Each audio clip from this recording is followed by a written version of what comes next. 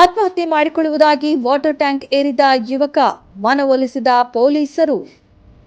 ಆತ್ಮಹತ್ಯೆ ಮಾಡಿಕೊಳ್ಳುವ ಬೆದರಿಕೆ ಹಾಕಿದ ಯುವಕನೋರ್ವ ನೀರಿನ ಟ್ಯಾಂಕರ್ ಏರಿ ಆತಂಕ ಸೃಷ್ಟಿಸಿದ್ದ ಘಟನೆ ಪಟ್ಟಣದ ನಾಗರತ್ನಮ್ಮ ಬಡಾವಣೆಯಲ್ಲಿ ಗುರುವಾರ ಸಂಜೆ ನಡೆದಿದೆ. ಸೀನಾ 15 ವರ್ಷದ ಯುವಕ. ಈ ಯುವಕನೇ ಟ್ಯಾಂಕ್ ಏರಿ ಆತಂಕ ಸೃಷ್ಟಿಸಿದವನಾಗಿದ್ದು, ಮನೆಯವರು ಬೈದ ವಿಚಾರಕ್ಕೆ ಮನನೊಂದು ಸಂಜೆ 7:30ರಲ್ಲಿ ಟ್ಯಾಂಕ್ ಏರಿದ ಭೂಪ ರಾತ್ರಿ 10ರ ತನಕ ಕೆಳಗಿಳಿಯದೆ ಹಠ ಹಿಡಿದ ಹಿನ್ನೆಲೆ ಸ್ಥಳೀಯರು ಪೊಲೀಸರಿಗೆ ಮಾಹಿತಿ ನೀಡಿದ್ದಾರೆ.